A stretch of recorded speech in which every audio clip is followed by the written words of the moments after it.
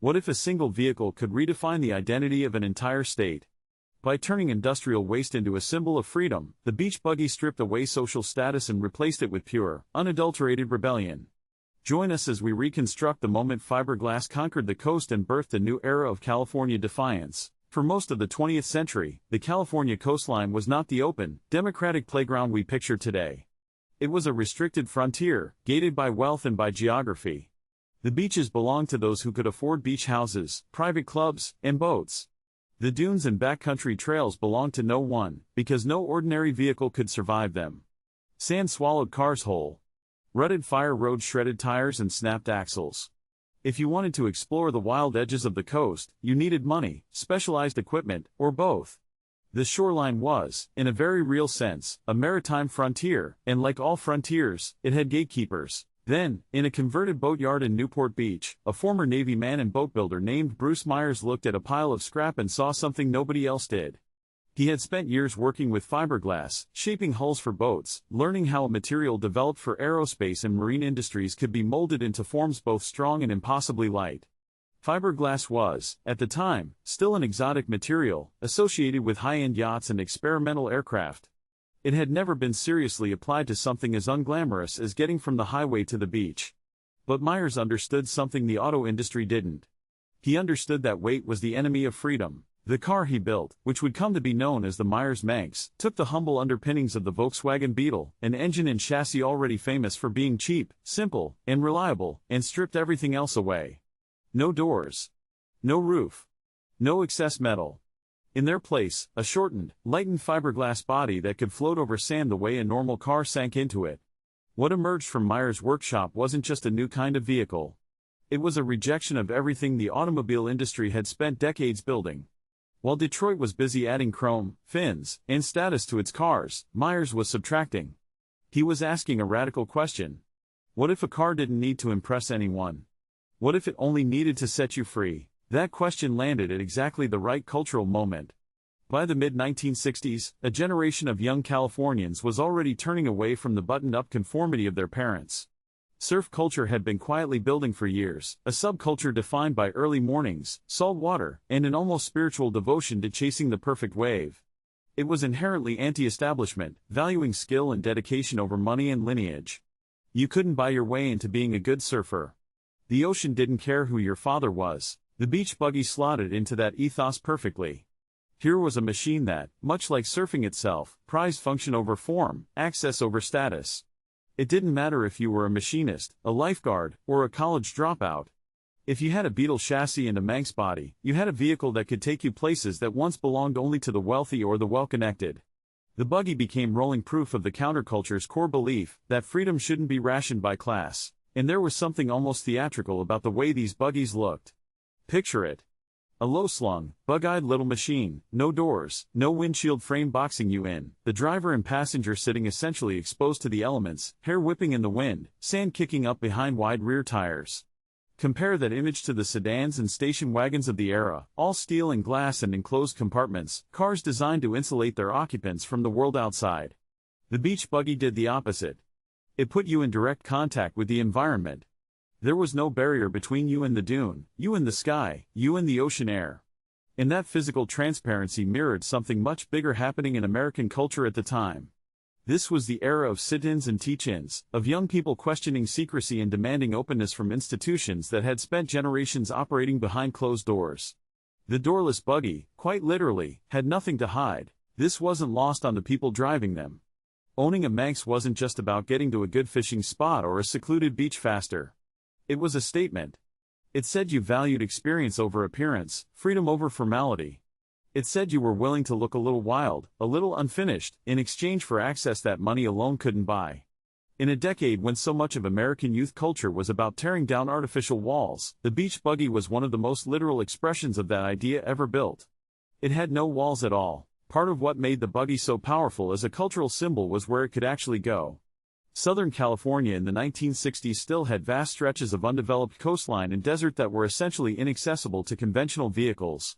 Places like Baja, California, the Anza Borrego Desert, and the isolated dune fields north of Los Angeles were, for most people, simply theoretical. You could look at them on a map, but you couldn't easily be there.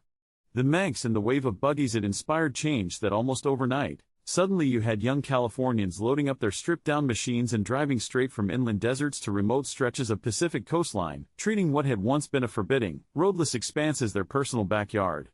This became known, informally, as the desert-to-sea pipeline, a loose network of sand washes, fire trails, and coastal access points that a buggy could traverse in a single day when a conventional car couldn't manage it at all.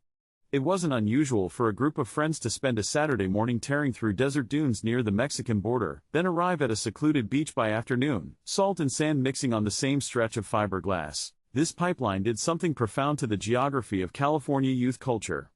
It collapsed the distance, both physical and psychological, between the desert and the sea, two landscapes that had always existed in the state's imagination but had rarely been connected by ordinary experience.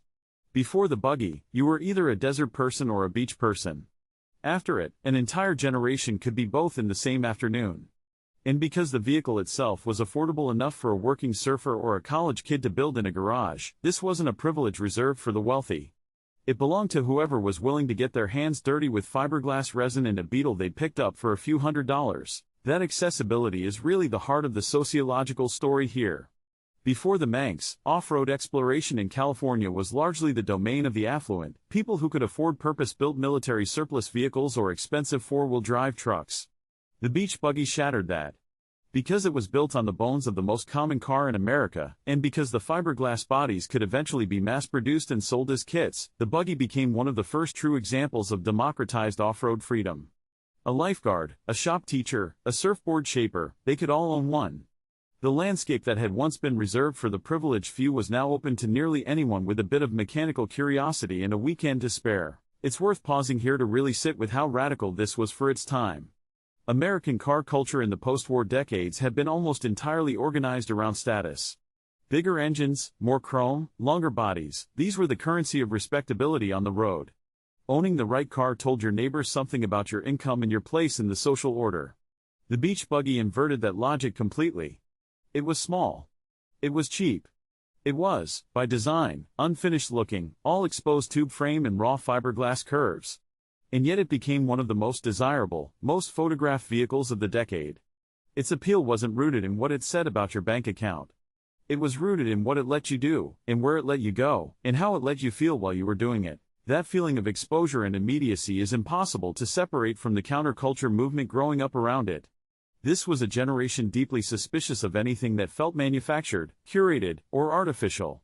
The beach buggy, with its raw look and its total lack of pretense, felt honest in a way that the polished sedans of their parents' generation simply didn't.